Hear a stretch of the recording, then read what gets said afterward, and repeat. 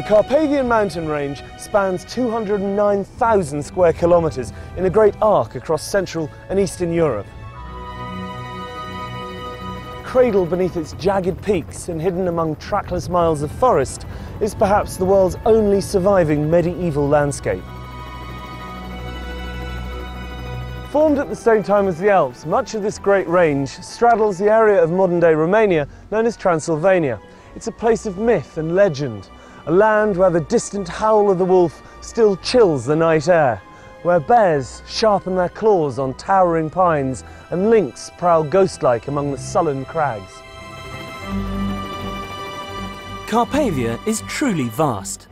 Almost the same size as Britain, it constitutes the largest tract of unfragmented forest left in Central Europe, and is home to the world's greatest concentration of brown bears and 45% of Europe's big carnivores.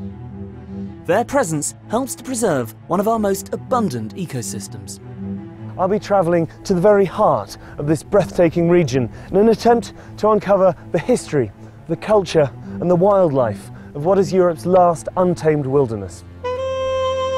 My journey will take me through the foothills, where ancient villages survive practically unchanged, despite Romania's stampede towards modernisation. I'll be exploring the forests and mountains beyond, as we go in search of the European brown bear and find out why this elusive species is so vital to the survival of the environment. On my way, I'll be meeting a dedicated group of individuals whose passion for this area is helping to redefine its importance as one of the great surviving wonders of the natural world. These include a Transylvanian count who is working to conserve some of the most ancient of Carpathia's medieval villages, and His Royal Highness Prince Charles, who can trace his ancestry back to Romania's dark and distant past. The genealogy shows that I'm descended from Vlad the Impaler, you see. So I do have a bit of a stake in the country. As it were. With its deep gorges, cliffs and windswept bluffs, Carpathia is a popular destination for lovers of adventure sports. People come here from all over the world to rock climb, kayak and get back to nature. But for many Romanians whose parents were herded into cities by the communist regime, the mountains offer something far deeper, a chance to reconnect with their rural heritage.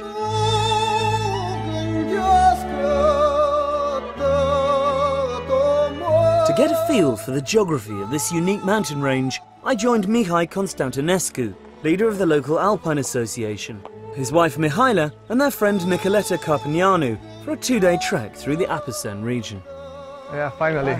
Thank you. Yeah, these roads are a bit labyrinthine. You must get used with this. Hi. Nicoleta. Hi. So where exactly are we going? They will going to have around 15 kilometers. Yeah. We'll set the tent tonight, and tomorrow we'll do the rest of the trip, and finally we'll reach the daffodil fields. That is very spectacular, and we have to be there because now they are fully bloomed. At the very best. Yes. You see, that's the traditional way of harvesting the woods. Yeah. They're using horses for that, to carry the woods.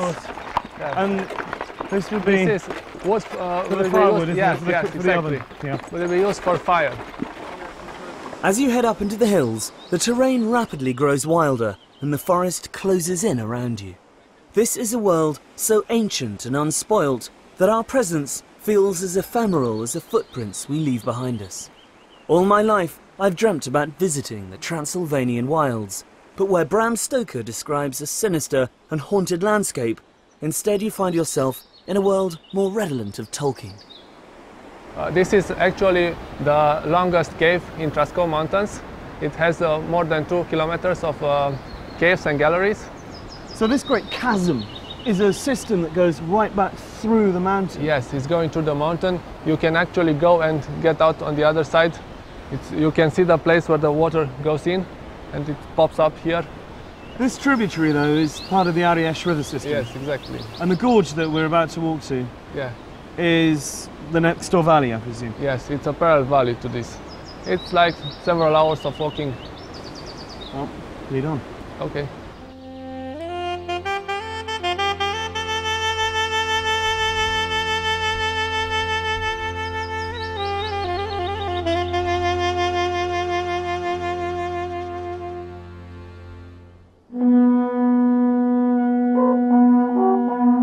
We approached our campsite as dusk was fading to black. A fire was already lit and a local troupe of travelling minstrels were practising for next week's big daffodil festival at nearby Nigrigliasa. This is a traditional pursuit for Romanians at weekends in this area. They come camping, it's one of the big things you do here. That's right. I think we're very lucky we got such beautiful countryside here, and most people appreciate that, so they come here weekends, also summer holidays. They usually get a tent and their backpacks and they go in the middle of the mountain, so you have to carry everything with you. Including your musical instruments.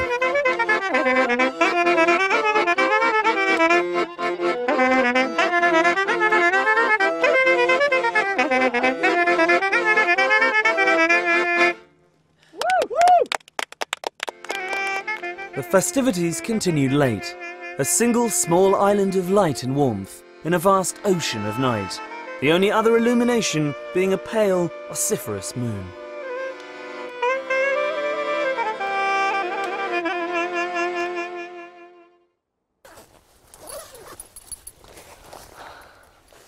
Check the coast is clear for bears.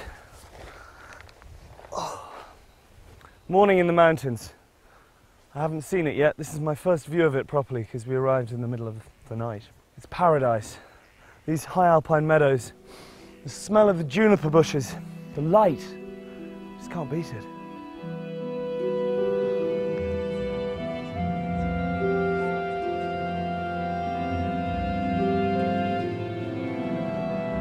After a long morning's walk, we reached the wild daffodil pastures of the Apasan Hills. And although the festival was due to be held the following week, the ground was already a carpet of white. Well, I'm so glad we've finally made it. It's taken us, Yes. what, 2 days, 50k, thereabouts. And here we are finally. Yeah, nice place to come to. What an amazing place to come Yes. to. It's truly wonderful. Thank you so much. My pleasure, Being my anytime. guide. I think we should sit down and just take it all in. Enjoy the view.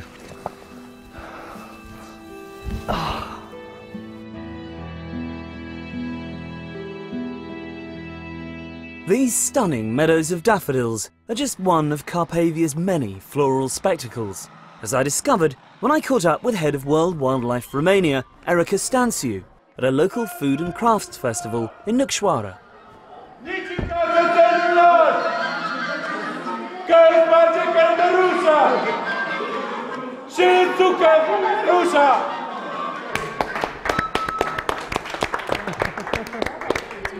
Erica, hi. Hi, thank you. Nice to see you. What a wonderful spectacle. Is this a regular occasion? Well, it's becoming regular. It is an old tradition that stopped during the communist times, and now it is being renewed. And the local people, including children, are very, very happy to do this. Absolutely. And very proud. And these are all the local crafts, are they? Yes, these are all local people coming together to have fun and do some work as well. So this is a traditional social event, if you like, a social It's a social club. Exactly. Why are the Carpathians so important, so unique? Well, because we still have large areas of wilderness, which means very well balanced ecosystems with the whole array of habitats and species that were naturally here and still naturally are here, with the natural processes still happening. Because this is really unchanged from the way it was 1,000 years ago. Yes, there are large areas, large core areas I would call them, which are still in their natural form. These large wilderness areas are linked with corridors, and this means that animals have space And they to can move freely. They can move freely. Why is that so important? This is vital. It is vital, especially for some of the species like the large carnivores that need large spaces to Otherwise, survive. presumably you get inbreeding. Otherwise, there will be inbreeding. Otherwise, the whole population will be disappearing, if you like, Right. because they need space to live. These are large animals that need large areas to feed on, and it's crucial for them to have these corridors between the wilderness areas. So you have a lot of cuckoos around here. Yes, and many other species of birds. We have many wonderful species of flora, fields of daffodil, of wild daffodils and wild orchids and many other species which are very different from one season to the other. In May now and in June, up in the alpine areas, you can see wonderful gardens of wildflowers. Inhospitable though the Carpathians often are, people have been living here for millennia, and the mountains around Gradistia de Monte conceal something extraordinary. What you see today is estimated to be less than 10% of an ancient city that lies tangled and buried beneath the roots of the forest. The ruins of Sarmisegetusa, capital of the Dacians, have been described as the Machu Picchu of Europe, although they predate the Incas by nearly 1,000 years. Around 200 AD, it was the cultural, religious and military heart of a civilization that stretched from Slovakia all the way to the Black Sea. But this is an area that's proved almost impossible to conquer for any length of time. The Romans were forced to pull out due to the high cost of policing such wild terrain. Then came the Huns, the Avars, the Slavs and the Bulgars, the Magyars, and most enduring of all, the Saxons. Travelling northeast towards Brasov and the foothills, you reach a region where the German language is still widely spoken, and many of the people are descended from immigrants who came here in the 12th century. Or at least that was the case up until the early 1990s.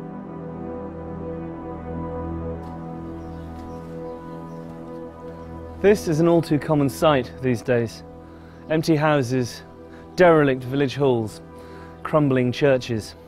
And while the younger generations spurn the peasant lifestyle for the draw of the big city, a far larger problem faces areas like this one.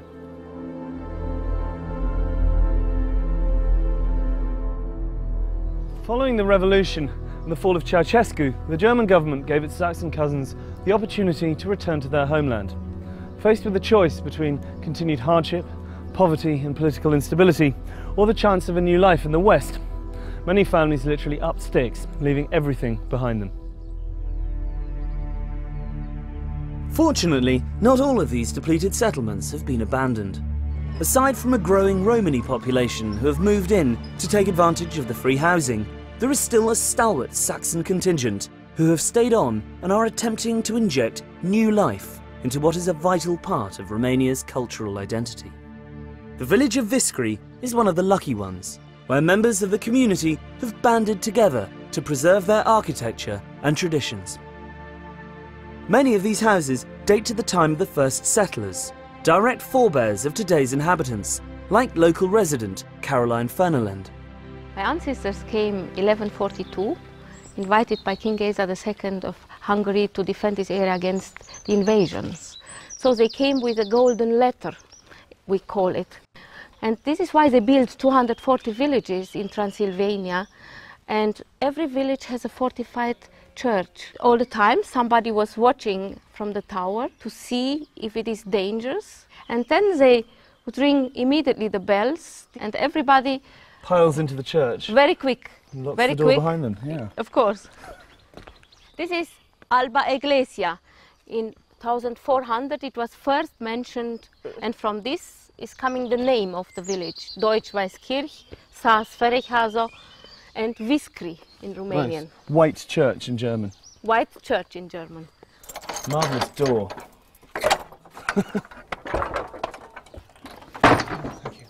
It is a very simple church, and our daughter, she finds some rules from 1640, how the community was organized and what they have been allowed to do and what not. For example, if somebody during the service was snoring and your second neighbor would hear you, you have to pay a fine.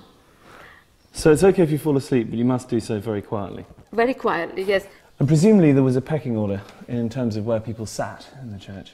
Yes, this we are respecting also today, even if we are 8, 9 people. For example, the young ladies, they sit in the back, and when you get older, you move more in the front. After 80-year-old, you have to sit here close to the angel of death. This is the last station alive. It is preparing you For the afterlife. for the afterlife. How extraordinary. That shows a very healthy business-like attitude to mortality, really. Look at this. It is unbelievable. It's just so big, you can see, I mean, all the tiles on the beams, all the way up the structure inside the tower. I mean, I felt like I was gazing down Noah's Ark, you know, as you saw the roof of the church. The amount of work that must be required to maintain a building like this. Community has done this when it was needed. This is why they have not built something new here. They only maintained the church and the towers how they have been always. Ceausescu, in '88, he proposed that 8,000 villages like this to be destroyed in Romania, to destroy our identity. This was his goal.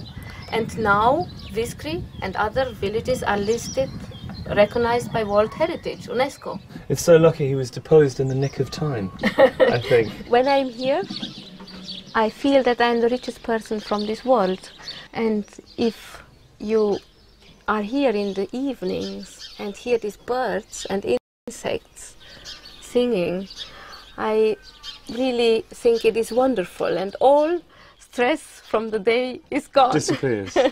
Yes, I think gazing out from this balcony has to be qualified as a form of meditation, really. It is, and I'm very grateful that I'm allowed to live here and now in this democracy. While the 21st century is starting to make its presence felt here, for the Saxon contingent, daily life is still remarkably unchanged. With the influx of tourism and the opening of several guest houses embracing both the traditional and the more modern, greater effort is being made to preserve the old ways. Everyone in the community has their role, whether it's the daily grind of making flour and baking bread for the village in stone ovens, or looking after the livestock. When you live this close to the Carpathians, one of the more full-time jobs is tending the sheep. Accompanied by their packs of ferocious Heinz 57 guard dogs, these shepherds have to spend nights sleeping out on the hills to protect their flocks from the constant threat of large carnivores.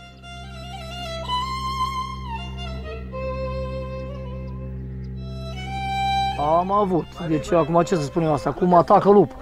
They had problems. Usually the wolves are attacking. Lupul te atacă, te pândește. Șade drept o grămadă cu mărăcini undeva, vine, te vede că ai trecut încolo și s-a sărit pe oaie. Does he ever get scared? Because presumably if he catches a wolf attacking a sheep, he's got to go out there and try and bash it over the head with his shepherd's crook. Nu mi-e teamă, dar el e fioros. În momentul când în momentul dacă îl apuci de-l vezi tu înainte și nu te vede el, e bine. Dacă te vede el și l-ai văzut tu, răgușești. Nu mai poți răi, gata. Would you rather there were no wolves, or is 1 or 2 sheep a year an acceptable loss to have large carnivores living in Romania? Deci să nu ai pierdere, pagubă. Dar să fie urși lupi. Poți să fie urși lupi, dar să nu ai pagubă. Every day, Stelika and his colleagues drive their flock for miles across the open pasture. And most exhausting of all, as I found out, they also need to milk each sheep by hand, twice.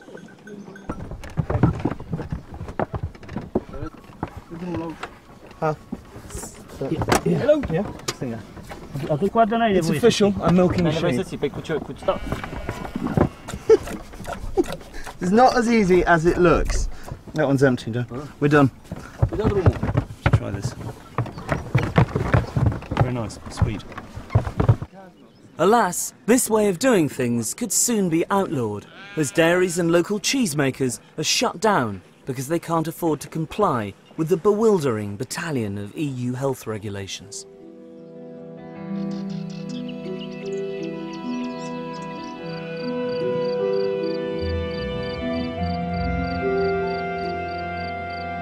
One organisation that is striving to prevent this from happening is ADEPT, a charity that maintains local methods of farming and living off the land are essential for the survival of a rich and varied ecosystem. I caught up with British-based founder Nat Page. We're now in a typical damp lowland hay meadow, which is probably the most threatened kind of habitat in the whole of Europe today. They existed around villages in Western Europe and Eastern Europe, and really they've only survived in Eastern Europe. Here, just in this square metre where we're standing, in the beginning of June, there will be 60 different flower species in every square metre. The diversity of the flowers is just absolutely unbelievable. And that's because this has never been fertilised and has never been sprayed. And this kind of landscape is of fantastic European importance. You say it's under threat. In what way? There are two reasons. One is the need for farmers to make money. So unless they can get value for the goods they produce under these conditions, they'll be forced to intensify. And the other is abandonment, that if this land is left uncultivated, it will degenerate into a low value scrub, which doesn't have nearly the diversity. And we're not talking just about flowers here. There are between 100 and 200 species of butterfly that have survived because of the lack of spray. And so we're trying to protect the biodiversity. The biodiversity depends on the people and the management by the people, so we're also trying to protect these small-scale farming communities. But the other most important long-term way of promoting survival is helping them get a proper price for the goods they produce, bringing innovative marketing means to support traditional production methods. In many ways it seems that these smallhold farmers are custodians of the landscape because their continued survival ensures the survival of this ecosystem. Yes, let's hope we can keep as much of it as we can. Who knows, in 10 years' time, this will not be the same. Well, it will be here in 10 years' time if everyone comes to look at it and experience it and enjoy it. Yes, look at it, enjoy it, and support the local economic system. And the system will continue. Perhaps the best way to explore these gently undulating fringes of Carpathia is by mountain bike. A set of trails has been built through the surrounding woods and hills, linking Viskri to its neighbouring villages, and whilst there's nothing too challenging, it's a great way to see the countryside.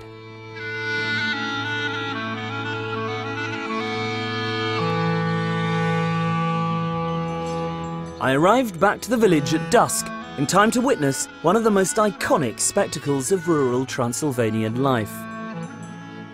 Early each morning, the cattle, individually owned by members of the village, take themselves out to pasture. In the evening, they unerringly manage to find their way back again.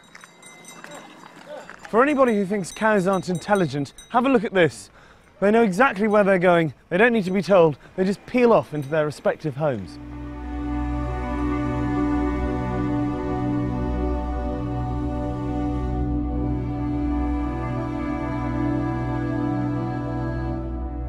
As Romania's economy is developing, the environment faces ever greater danger. With much of the country's biggest natural resources either under the ground or sprouting out of it, the impact on this mountain paradise is increasingly costly. This is one of thousands of illegal logging operations that are taking place as I speak in the mountains of forest of this area. Look at this tree, you can count the rings. It's over 100 years old. It's not even selective. Well, it's selective in as much as they take the largest and the oldest trees, cart them off. It's a tragedy. Deforestation is the greatest threat facing this wilderness. As far as the government is concerned and the people who have been restituted land here, Carpathia's main value lies in its prime timber and mineral deposits. For a country struggling to catch up with the rest of Europe, this region is, literally in some cases, a gold mine. Insufficient resources to police such a huge area and a reluctance to do so makes it almost impossible to prevent such wide-scale clear felling. On top of this, the absence of planning laws is giving rise to a spate of new and often ill-conceived developments, like environmentally damaging ski resorts, hastily built to take advantage of the influx of foreign tourists. If operations like this one are allowed to continue due to greed and corruption and the demands of the Western world, then the forests of Carpathia will probably disappear within the next 10 years. But with Romania still such a poor country, it's hard to argue that they shouldn't be allowed to exploit their natural resources to improve quality of life. I've come to the frontier of the forest near Zarand with friend and environmental activist Radu Mot to visit one of the last people whose existence remains untouched by the wheels of progress. What a glorious place to live, but how isolated. We're here to meet a woman called Varvara, who's been living on top of this mountain all her life. Her husband died 24 years ago. She's got no running water, she's got no electricity, and no one around her for miles. It's a tough life. It's a tough life indeed. Bună ziua! Bună ziua! Ce mai faceți? Ia treaba și cu greu. Barbara, La Charlie, mulți ani, la mulți ani. how does she survive up here? She has some cows, but nobody will buy the milk anymore. So she gets no income, No income whatsoever. You have problems with wolves here as well, obviously. Da, frică, nu, ce să The faci? wolves killed a dog last autumn. The wild boars is destroying the crops. And she's got no one else to protect her if they come, you know. Just the dogs. They don't look very fierce, I have to be honest. So she purely subsists off the vegetables she grows and from the milk and the livestock. Exactly. And water, what does she do for water? I can't see any springs around here. De unde vă aduceți apa? De tot din pădure de jos. There's a spring down in the forest. How does she get it up here? Am mai dus cu vatra, dar nu mai pot, numai cu sticlele duc. She's carrying plastic bottles full of water because she cannot carry the buckets anymore. Well, there are 2 buckets there. Why don't we go and fill them up for her? Cu astea cărați apa. Da. Vă ajutăm noi să le... Ok, let's do it. Dacă vrea. Okay, back in a minute.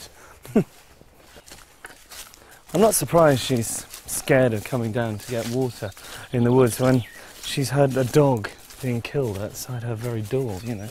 The wolves attacking one of her dogs while she was probably in the house. I'm sure she's afraid, but Romania, it's known for this tradition of coexistence between people and large carnivores. And this is a particularly important section of the Carpathians. This corridor connects a separate population of brown bears in Apuseni Mountains in central Carpathian with the main population from southern Carpathians. Large carnivores can exist in Europe without acceptance of local people. There is motorway planning to be built further south that will completely block. Well, they're not going to be able to get across, so... Exactly, without effective mitigation solution. It cuts that migratory route straight in half. Exactly, it will be a total barrier for wildlife. Well, here's the spring. I see what she means, it's a long way to come, isn't it? Yes, it is. Especially if you need a glass of water in the middle of the night and you hear the howling of the wolves outside. I presume that this is scooping out the water. Yeah. Right.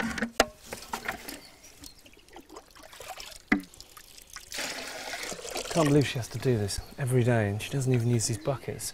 These little bottles don't last very long, so it must be constant coming back and forth. Exactly, but it's the only way for her to get water. I think we should try and raise some money, get her a generator and a water pump and a hose sorted out. Exactly. So, yeah. V-am adus apa. Vă mulțumim frumos. Cu plăcere, numai. Trăiți la mulți ani. Sănătate, numai bine. De-aia, Domnul.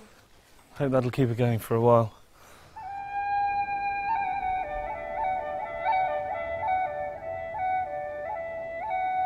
It is remarkable that so much of Romania's natural forests survived communism, a fact that can be partly ascribed to what has ironically become a right-wing pursuit: hunting.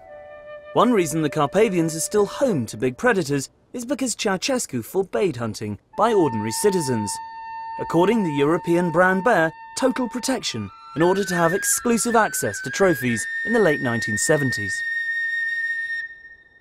Today, Romania is home to over 5,000, around half of Europe's total bear population.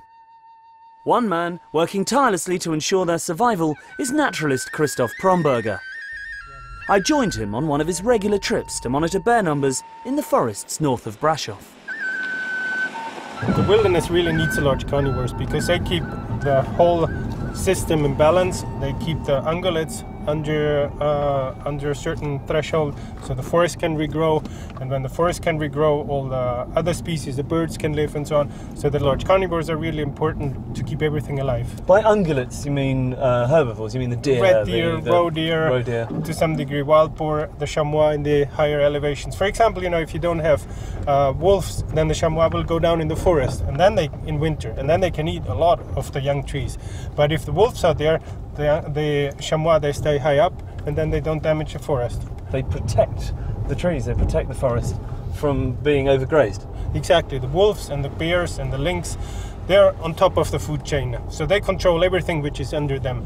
When they control the ungulates, like the deer controls something below them, and so on. The whole chain keeps going. But if the wolves and the bears and the lynx are gone, then everything gets out of balance.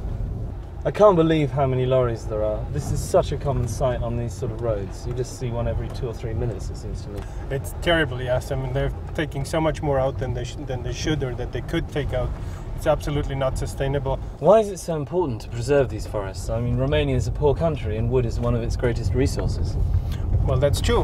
We don't need the wilderness, but we don't need St. Paul's Cathedral, we don't need football, we don't need any of these things, but still we want to have them. And we are just one out of hundreds and thousands and millions of species, and they all have the same right to exist, and they need this wilderness. So we cannot just come and say we destroyed all. That's just, we can't do that.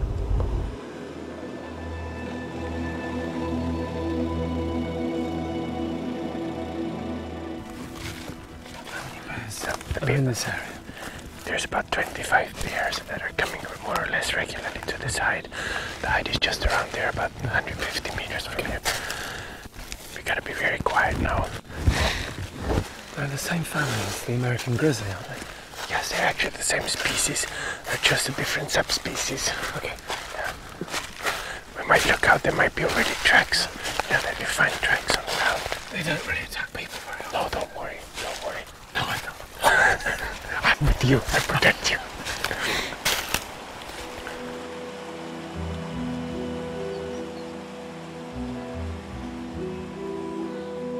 This hide was used by trophy hunters who would lay down food and sit in comfort, waiting for bears to wander into their sights. An iron frame was employed to measure the size of prospective targets. Haunches of meat were hoisted, and bears tall enough to reach them were deemed fair game. Today bears are still fed and monitored, but to propagate their numbers rather than furnish the homes of the party faithful. Oh yeah, this black one, that's a 5-year-old female.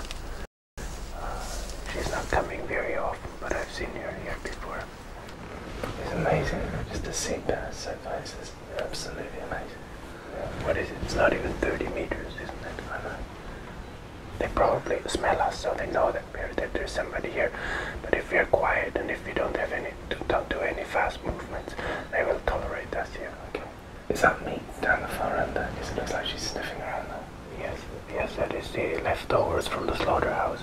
They came word and brought about a week ago a truck full of that stuff here. Okay. Mainly sheep guts and the sheep heads.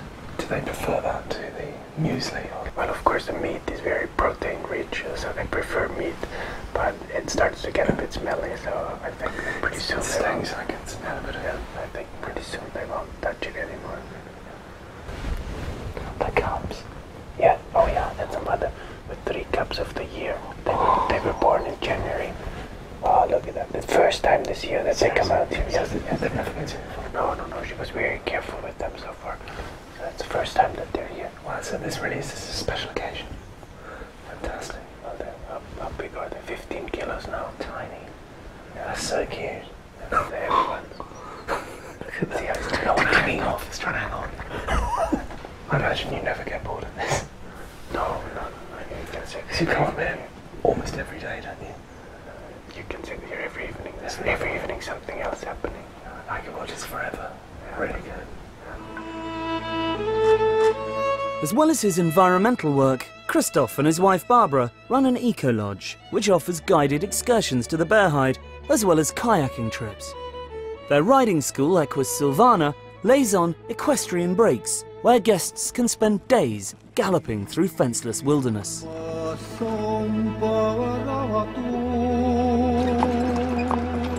Miklișoara, in the Hungarian-speaking area of Carpathia, is a small village near Barault. I've come here to meet Transylvanian Count Tibor Kalnoki, who is transforming the local community by converting disused homes into traditional guest houses and offering visitors the chance to step back in time. Tibor, hi. Welcome, Charlie. Good to see you. How are you? This is the most impressive hunting lodge. Yes, it's 500 years old and it's been abandoned for the last 50 or 60 years. and we're now starting slowly, one step after the other, to restore it. There must be a huge amount involved in restoring a place of this size. Yes, first a lot of research to see how it has been before, and then the techniques, the old techniques, have to be used. So it's quite a big job. So you're doing everything in the traditional way? By hand. By hand. How many buildings have you got in the village? In this village there are 6 houses with barns and all the other buildings around it, and then the manor with its domain. So it's if we take the buildings themselves, it's something like a dozen of So you're buildings. creating quite a space for people to come and stay and experience the village life. I know this is just open pasture, but it does feel like we're in some great park. Yes, these wonderful trees, which are hundreds of years old, have been giving shade to the cattle, and that's why they're here. They're here, and they're mostly oak, it seems to me. Mostly oak, and some of them are over 500 years old. Tell me the history of your village. I mean, your family have been associated with this area for nearly 1,000 years, haven't they? Well, the village itself is the oldest of the whole region, of the Sekla land, as we call our region, which is populated by the Seklas. And it's going to have its 800th anniversary this year. The family is slightly younger. They came only 40 years later, so it's something like 760 years now. A relative newcomer. Yes, absolutely. And you were living in exile for quite some time during Ceausescu's reign. Yes. You then got the go-ahead to come back. Exactly. So I was raised mainly in France because my grandfather had already to leave just before the Second World War, actually, as an anti-fascist. Poor man, he was anti-fascist and anti-communist and was born in 1900, so he had a difficult life. He was ahead of his time. Yes. I came back in the 90s and started to sue the state for illegal expropriation, and I won some of the cases, but we don't have enough land to make a living from. So we decided to live from tourism, because it's the ideal way also to support the villages themselves. For example, in our guest houses we employ more people than we have beds, and we're very popular within the village, because the way we employ people allows them to keep their farms. If they would go to the city, they would have to give up their farms and their way of living. Exactly. So this is just the right way for them to earn an extra living, but to keep their own lifestyle. And not compromise that. Exactly. Do you think that this wonderful way of life, do you think it's doomed? Is it inevitable that it will die out? I hope not. You know, I've seen in America and already in England also reenactments of, in open-air museums. People get dressed and then reenact ways of life they think it might have been 100 years earlier. Well, here this is not necessary yet, because it's still happening. But it is so important to keep it going, because once we lose it, it'll be lost. Gone forever. Gone forever. The next morning, Tibor and I took a trip to the even more remote village of Zalampatak, where he's been working closely with His Royal Highness the Prince of Wales to restore several properties as examples of how rural tourism can benefit local communities without impacting on the environment. One thing about Romania that I always find surprising is you drive down these roads in the middle of nowhere and you come to these little pockets of civilization.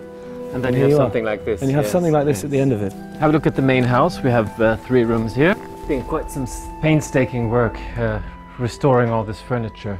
And your carpenters did the veneers and did all of this? Yes, and the polishing and the upholstery and everything. And even these electrical fittings had to be restored. And the paintings?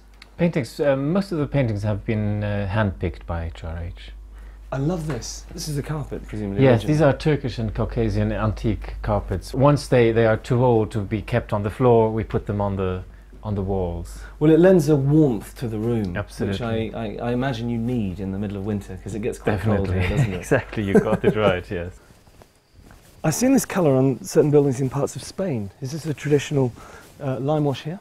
Yes, here it's called Transylvanian blue, and it's a characteristic here for serfs' houses, for stables, for houses that are not dwelling houses. So this is the old stable building, which we converted a bit to a more comfortable place. Yeah, just a bit. Well, it's a fabulous place to come and hide away What's the inscription there? I got the Wales bit. Yes, it's a tradition to document the dates of building and renovation in houses in the main beams. So this one reads, this house has been renovated by Count Thibaut Carnocky in 2009 for the Prince of Wales. It's so satisfying watching craftsmen at work. It's immaculate when they put the tiles in. Yes, I wonder how they get it right. It's not so obvious, actually. No, it is like doing a jigsaw puzzle, really, Yeah. I think. Tell me, Thibaut, why did the Prince of Wales fall in love with this particular place? I mean, I can see it's very beautiful, but why here? I suppose it is because it's a place where the local population still lives in total harmony with the environment, with nature. And it is not complete and total wilderness like up in the mountains. It is actually handmade, but it is the perfect cohabitation of man with nature. It's easy to forget in such comfortable surroundings that the forest is still only a few feet away from the back door. A fact I was reminded of when I took a quick stroll in the adjacent hills. Walking up through fields of orchids along the edge of the tree line, you are completely immersed in the natural world. I never dreamt that I would actually see bears in the wild outside of Bearhide, but here was a sight I'd been hoping for all along. Proof that man has yet to ruin this pristine and innocent landscape. This is incredible. I can't believe my luck. Look.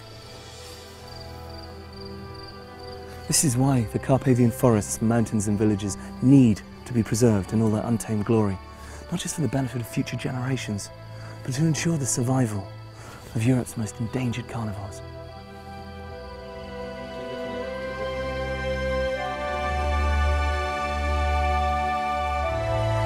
If something isn't done, then this verdant paradise will become as ecologically barren as the Highlands of Scotland. Once covered by magnificent forests of oak, beech and pine, now bare with new saplings grazed into submission by a wildly inflated deer population. But it's here I've come, on the last leg of my journey, to meet one of Carpathia's greatest crusaders, His Royal Highness, the Prince of Wales. The key thing I think about Romania, and Transylvania in particular, is that there's so much we can learn from, it seems to me. It is the last corner of Europe where you see true sustainability and complete resilience and the maintenance of entire ecosystems for the benefit of mankind, and also for nature.